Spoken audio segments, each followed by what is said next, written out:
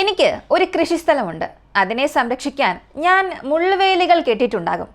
എന്നാൽ അതിനുമപ്പുറം എലിയോ മറ്റേതെങ്കിലും കന്നുകാലികളോ വന്ന് വിളകൾ നശിപ്പിച്ചു. മറ്റൊരു സ്ഥലത്ത് കാട്ടുപന്നി അകത്തേക്ക് കടന്ന് വിളകളെ എല്ലാം കേടുവരുത്തി. എത്രത്തോളം ഇവയെ ഞാൻ പുറത്തേക്ക് ഓടിച്ചാലും എന്നെക്കൊണ്ട് ഇവയെ നിയന്ത്രിക്കാനേ സാധിക്കുന്നില്ല. ഇതിനൊരു പരിഹാരം പറയാമോ എന്ന് ഞാൻ നിങ്ങളോട് ചോദിച്ചാൽ നിങ്ങളെല്ലാവരുടെയും പ്രതികരണം എങ്ങനെയായിരിക്കും?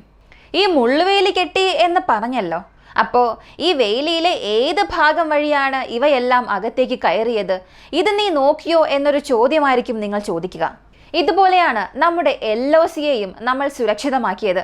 എന്നാൽ അതിനുമപ്പുറം അകത്തേക്ക് ഒരുപാട് പേർ വരുന്നുണ്ട്, ഭീകരാക്രമണങ്ങൾ നടക്കുന്നുണ്ട്. ഇത്രയേറെ പാകിസ്ഥാൻ തീവ്രവാദികൾ അകത്തേക്ക് നുഴഞ്ഞു കയറുന്നു എന്നുണ്ടെങ്കിൽ എവിടെയാണ് പ്രശ്നം? LOCയിൽ ഏതൊക്കെ സ്ഥലങ്ങളിലാണ് ഇങ്ങനെയുള്ള പഴുതുകൾ പാകിസ്ഥാൻ സൃഷ്ടിച്ചത്? അതും 1965 നമ്മുടെ ഇന്ത്യ ചെയ്ത ഏറ്റവും വലിയൊരു തെറ്റ്. ആ തെറ്റിന്റെ ഫലം നമ്മൾ ഇന്നും അനുഭവിച്ചു കൊണ്ടിരിക്കുകയാണ്. അത് മറ്റൊന്നുമല്ല, ഹജീപിർ പാസ്. ഇത് 1965 ഇന്ത്യ പിടിച്ചെടുത്തു. എന്നാൽ വീണ്ടും വെസ്റ്റേൺ കൺട്രീസിന്റെ സംസാരം കേട്ട് പാകിസ്ഥാന് തന്നെ തിരികെ നൽകി. ഇത് കാരണം ഇന്നും പാകിസ്ഥാനിൽ ഒരുപാട് പ്രശ്നങ്ങൾ നമ്മൾ നേരിടുന്നുണ്ട്. ഇവയെക്കുറിച്ച് ഈ വീഡിയോയിലൂടെ വിശദമായി അറിയാം.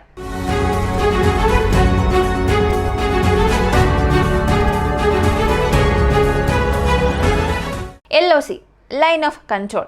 ഇന്ത്യക്കും പാകിസ്ഥാനും ഇടയിലുള്ള ഒരു അതിർത്തി, അല്ലെങ്കിൽ ഇന്ത്യയുടെ കാശ്മീരിനും പാകിസ്ഥാൻ നിയന്ത്രിക്കുന്ന POK, പാകിസ്ഥാൻ ഒക്കുപ്പൈഡ് കാശ്മീരിനെയും വിഭജിക്കുന്ന ഒരു ഭാഗം. ഈ ലോകത്തിൽ പല രാജ്യങ്ങൾ, നൂറുകണക്കിന് രാജ്യങ്ങളുണ്ട്. ഈ രാജ്യങ്ങളെല്ലാം പരസ്പരം അതിർത്തി പങ്കിടുന്നുണ്ട്. എന്നാൽ ഹൈ ടെൻഷൻസ് ഉള്ള മേഖലകൾ ഏതെന്ന് ചോദിച്ചാൽ ചിലതിന് നമുക്ക് പറയാൻ സാധിക്കും. ഉദാഹരണത്തിന് Russia Ukraine, India Pakistan, India China, America Russia, അല്ലെങ്കിൽ അമേരിക്ക വേഴ്സസ് ചൈന. ഇങ്ങനെ ഇവർക്കുള്ളിൽ ഷെയർ ചെയ്യുന്ന അതിർത്തി അല്ലെങ്കിൽ കടൽ അതിർത്തി, ഇവയൊക്കെ ഹൈ ടെൻഷൻസ് ഉള്ള പ്രദേശങ്ങളാണെന്നും പറയാം. എന്നാൽ കൂടുതൽ ആപത്തുള്ള പ്രദേശം ഏതാണെന്ന് ചോദിച്ചാൽ, അപകടം ഒളിഞ്ഞിരിപ്പുള്ള സ്ഥലം ഏതാണെന്ന് ചോദിച്ചാൽ അത് LOC ആണ്. അത്തരമൊരു LOCയിൽ പ്രധാനമായും പാകിസ്ഥാൻ എന്ന രാജ്യവുമായി നമ്മൾ നമ്മുടെ അതിർത്തി വളരെ ഗൗരവമേറിയ നിയന്ത്രണത്തിലാണ് വെച്ചിട്ടുള്ളത്. ഇത്രയും വലിയൊരു അതിർത്തി, ആയിരക്കണക്കിന് കിലോമീറ്റർ നീളമുള്ള ഒരു പ്രദേശത്തെ പൂർണ്ണമായും ഫെൻസിങ് ചെയ്തിട്ടുണ്ട്. എന്നാൽ ഇവയിൽ പാകിസ്ഥാൻ ഒക്കുപ്പൈഡ് കാശ്മീരിൽ മാത്രം എത്ര ഫെൻസിങ് ചെയ്താൽ പോലും അവിടെയും ചില പ്രശ്നങ്ങൾ നടക്കുന്നുണ്ട്. 24/7 നമ്മുടെ നിരീക്ഷണ പ്രവർത്തനങ്ങൾ നടത്തുന്നുണ്ട് എങ്കിൽ പോലും ചെറിയ ചെറിയ സ്ഥലങ്ങളിലൂടെ എങ്ങനെയാണോ എലികൾ അകത്തേക്ക് കയറുന്നത്, അതുപോലെ തന്നെ അതേ രീതിയിൽ പാകിസ്ഥാൻ സ്പോൺസർ തീവ്രവാദികൾ നമ്മുടെ അതിർത്തിക്കുള്ളിലേക്ക് കടക്കുന്നുണ്ട്. വീഡിയോയുടെ തുടക്കത്തിൽ ഞാൻ പറഞ്ഞൊരു കാര്യം, ഈ കൃഷിസ്ഥലം എന്നത് നമ്മുടെ ഇന്ത്യയാണ്. നമ്മൾ കെട്ടിയിരിക്കുന്ന മുള്ളുവേലിയാണ് നമ്മുടെ LOC.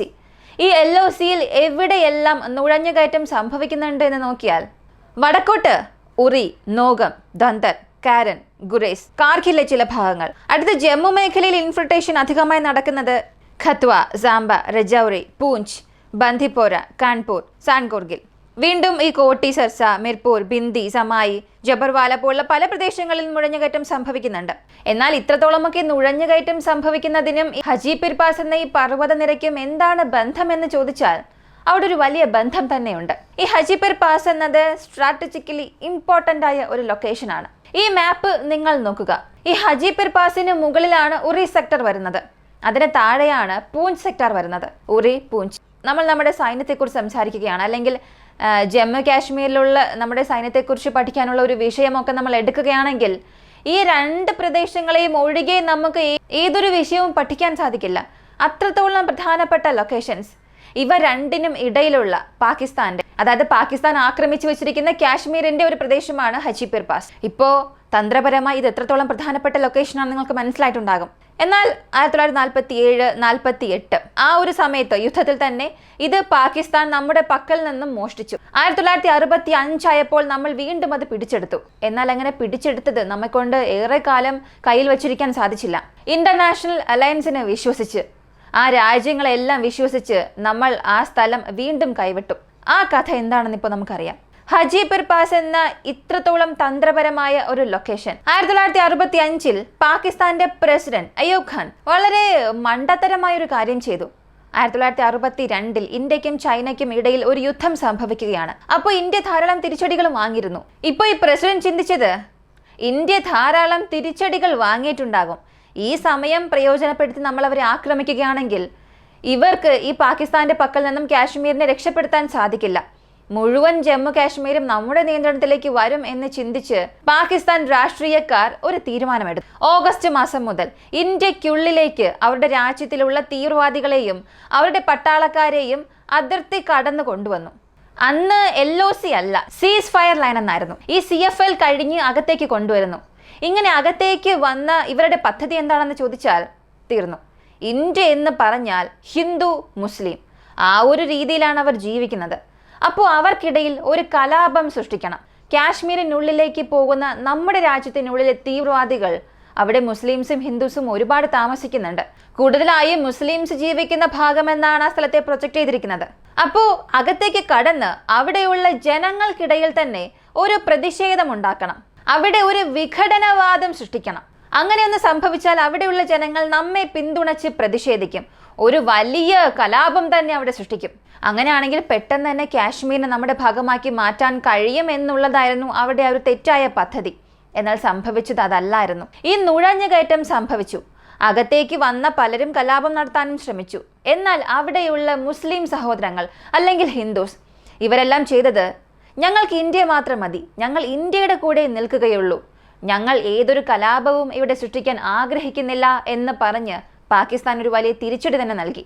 ഈ പരാജയം പാകിസ്ഥാനെ വീണ്ടും ഒരുപാട് ചിന്തിപ്പിച്ചു. അവർ ചെയ്തത് അവരുടെ മുഴുവൻ ട്രൂപ്സിനെയും കൂടുതൽ എണ്ണം CFLലേക്ക് കൊണ്ടുവന്ന് നിർത്തി.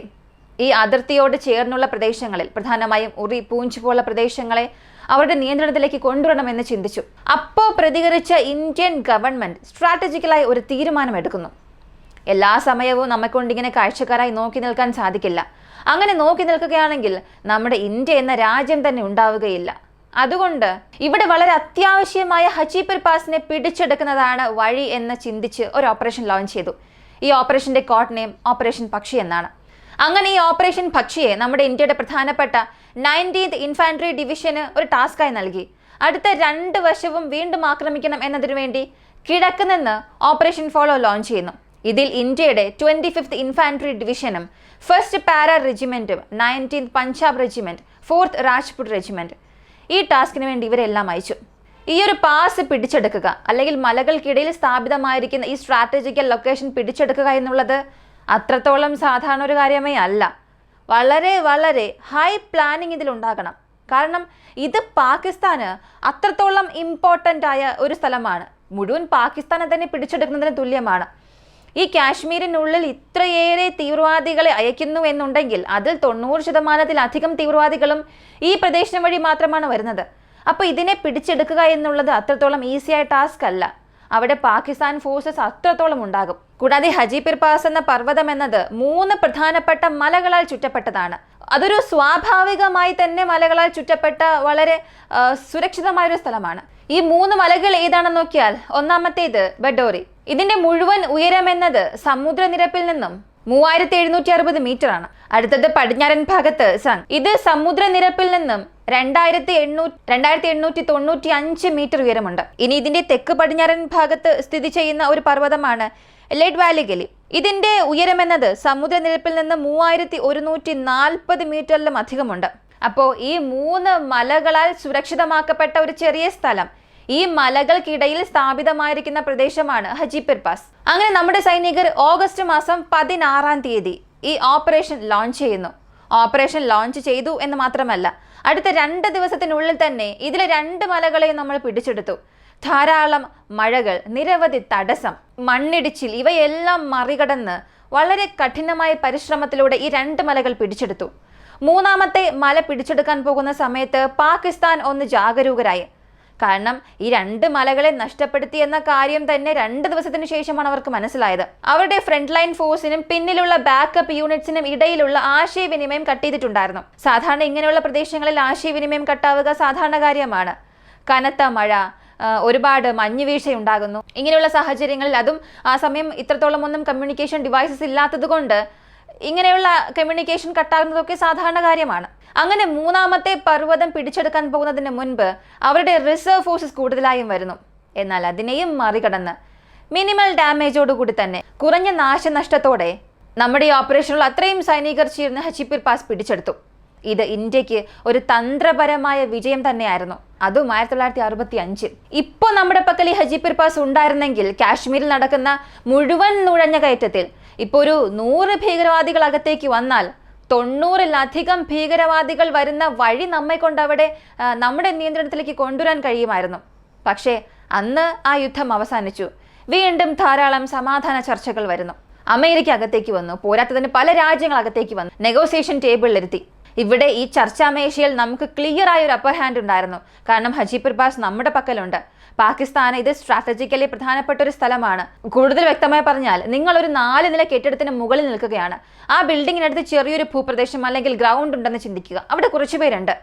ഈ ബിൽഡിങ്ങിന് മുകളിൽ നിൽക്കുന്ന നിങ്ങൾക്ക് ആ ഗ്രൗണ്ടിൽ നിൽക്കുന്ന അവർ എന്ത് ചെയ്യുന്നുവെന്ന് ക്ലിയറായി തന്നെ കാണാൻ സാധിക്കും. എന്നാൽ താഴെ ആ ഗ്രൗണ്ടിൽ നിൽക്കുന്ന വ്യക്തികളെ കൊണ്ട് അത്രത്തോളം ക്ലിയറായി മുകളിൽ നിങ്ങൾ എന്ത് ചെയ്യുന്നു എന്നൊന്നും വ്യക്തമായി കാണാൻ സാധിക്കില്ല. ഇതൊരു കമ്പാരിസൺ പോലെ പറഞ്ഞതാണ്. ഇതുപോലെ തന്നെയാണ് നമ്മുടെ പൂർണ്ണ ഈ ജമ്മു കാശ്മീർ വാലിയെ തന്നെ, ഈ മുഴുവൻ പ്രദേശങ്ങളെയും ആ സ്ഥലത്ത് നിന്നും നിരീക്ഷിക്കാൻ സാധിക്കും. അവിടെ നിന്നും ഇൻഫിൽട്ട് ആകുന്നത് അവർക്ക് വളരെ വളരെ എളുപ്പമുള്ളൊരു കാര്യമാണ്. മലമുകളിൽ നിന്നും ഇറങ്ങി വരികയാണെങ്കിൽ ചെറിയ ചെറിയ ഡിഫൻസീവ് ലൈൻസ് കടന്ന്, അല്ലെങ്കിൽ ആ മുള്ളുവേലികളെല്ലാം കടന്ന് വളരെ എളുപ്പത്തിൽ അവരെ കൊണ്ട് അകത്തേക്ക് പ്രവേശിക്കാൻ സാധിക്കും. അത്രത്തോളം തന്ത്രപരമായൊരു സ്ഥലമായിരുന്നു നമ്മൾ പിടിച്ചെടുത്തത്. എന്നാൽ ഇവിടെ എപ്പോഴത്തെയും പോലെ ഒരു വഞ്ചനയുണ്ടായി. പല രാജ്യങ്ങളെല്ലാം ചേർന്ന് നമ്മെ വഞ്ചിക്കുന്നത് ഇന്ത്യക്ക് ഒരു പുതിയ കാര്യമൊന്നും അല്ല. അതുപോലെ അന്നും നമ്മെ വിശ്വസിപ്പിച്ച് വഞ്ചിച്ചു. നമ്മൾ വഞ്ചിക്കപ്പെട്ടു എന്ന് പറയുന്നതാകും ശരി. ഇത് 1-2 തവണയാണെങ്കിൽ പ്രശ്നമില്ല. എന്നാൽ ഇത് നമ്മുടെ ഇന്ത്യൻ ചരിത്രത്തിൽ ഇടയ്ക്കിടെ സംഭവിച്ചുകൊണ്ടിരിക്കുന്ന കാര്യമാണ്. അന്നും നമ്മൾ അതുപോലെ തന്നെ പറ്റിക്കപ്പെട്ടു. ആ സമയം ചൂം സെക്ടാർ, കൂടെ തന്നെ ഏകദേശം ഒരു 500 സ്ക്വയർ കിലോമീറ്ററുള്ള പ്രദേശം, ഇതെല്ലാം പാകിസ്ഥാൻ പിടിച്ചു വെച്ചിരുന്നു 1965. പക്ഷെ നമ്മൾ പിടിച്ചു വെച്ചിരുന്ന പ്രദേശത്തിന്റെ അളവ് എത്രയാണെന്ന് അറിയണ്ടേ? ലാഹോറും ചേർത്ത് ഈ ഹജിപുർ പാസും ചേർത്ത് 1800 സ്ക്വയർ കിലോമീറ്ററിലും അധികമായിരുന്നു. അതായത് 4 മടങ്ങ് അധികം പ്രദേശം നമ്മൾ പിടിച്ചു വെച്ചിരുന്നു. എന്നാൽ പാകിസ്ഥാന് വേണ്ടി സംസാരിച്ച രാജ്യങ്ങൾ, അവർക്ക് വേണ്ടി നമ്മുടെ മുൻപിൽ വന്ന രാജ്യങ്ങൾ നെഗോസിയേഷനിൽ ഒരു പ്രധാനപ്പെട്ട എഗ്രിമെന്റ് കൊണ്ടുവന്നു. അതിൽ ഇന്ത്യ ഒപ്പുവെച്ചു. എന്നാൽ 1971 ചൂം സെക്ടാറിലുള്ള പ്രദേശങ്ങളിൽ പാകിസ്ഥാൻ ചിലത് പിടിച്ചെടുത്തു. ഇത് അവർ അഡ്മിനിസ്ട്രേറ്റ് ചെയ്യുന്ന കാശ്മീരിലാണുള്ളത്. എന്നാൽ നമ്മെ കൊണ്ട് വീണ്ടും ഹജിപുർ പാസിനെ പിടിച്ചെടുക്കാൻ സാധിച്ചില്ല.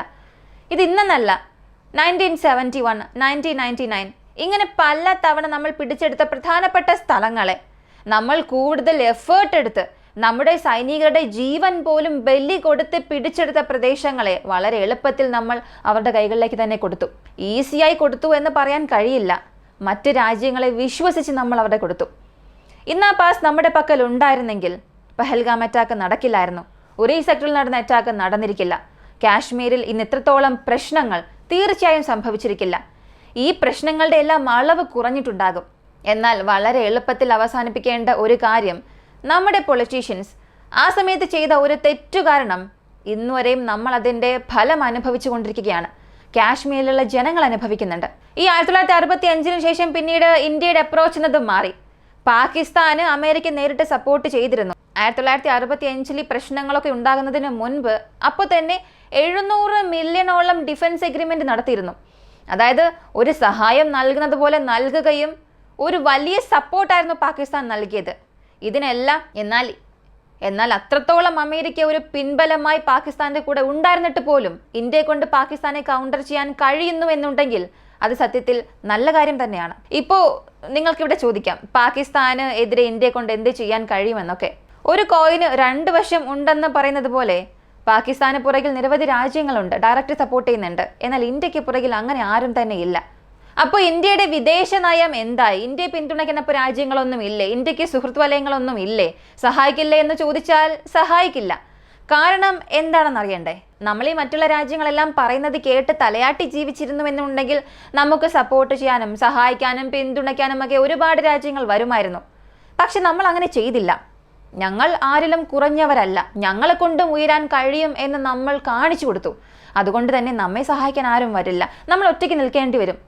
എല്ലാ കാലങ്ങളിലും വളർന്നു വരുന്ന രാജ്യത്തെ, അല്ലെങ്കിൽ വളരണമെന്ന് ആഗ്രഹിക്കുന്ന രാജ്യത്തെ മറ്റ് രാജ്യങ്ങൾ ഇഷ്ടപ്പെടില്ല, തളർത്താനേ ശ്രമിക്കുകയുള്ളൂ. പാകിസ്ഥാനൊക്കെ ചൈനയുടെ കാലിൽ തന്നെ വീണു.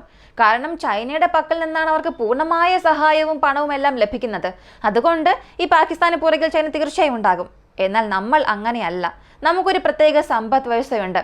നമുക്ക് പ്രത്യേക ഒരു ലോക വിപണിയുണ്ട്, നമുക്ക് പ്രത്യേകം ലോകോത്തര സൈനിക ശക്തി തന്നെയുണ്ട്. ഇതെല്ലാം ഉള്ളപ്പോൾ എല്ലാവരും നമ്മുടെ പക്കൽ ചിരിച്ച് സംസാരിക്കും, എന്നാൽ നമ്മുടെ പുറകിൽ നിന്ന് എപ്പോഴും കുത്താൻ കാത്തിരിക്കും. അതാണ് ഓരോ സംഭവങ്ങൾ നടക്കുമ്പോഴും നമുക്ക് അറിയാനും സാധിക്കുന്നത്. ഇപ്പോൾ ഇന്ത്യ പാകിസ്ഥാൻ ക്ലാഷിൽ പോലും അത് തന്നെയാണ് സംഭവിച്ചത്. അപ്പോൾ ഇന്ത്യക്ക് ശാശ്വതമായ ഒരു സുഹൃത്തെന്ന് പറയാൻ ആരും തന്നെ ഇല്ല. സുഹൃത്തുക്കളുണ്ട്, എന്നാൽ കാലക്രമേണ ഉചിതമായി പ്രതികരിക്കാൻ കഴിയുന്ന, ആ സാഹചര്യത്തിനനുസരിച്ച് പ്രവർത്തിക്കാൻ കഴിയുന്ന ഒരു സുഹൃത്തുക്കൾ മാത്രമാണുള്ളത്. അതിന് കാരണം ഇന്ത്യയുടെ വികസനമാണ്. ഈ ഒരു വീഡിയോയെക്കുറിച്ചുള്ള നിങ്ങളുടെ അഭിപ്രായം കമന്റിൽ പറയുക. കൂടുതൽ അപ്ഡേറ്റ്സ് അറിയാനായി വോയിസ് ഓഫ് വിക്കുന്ന നമ്മുടെ ചാനൽ സബ്സ്ക്രൈബ് ചെയ്യുക. മറ്റൊരു വീഡിയോയുമായി വീണ്ടും കാണാം.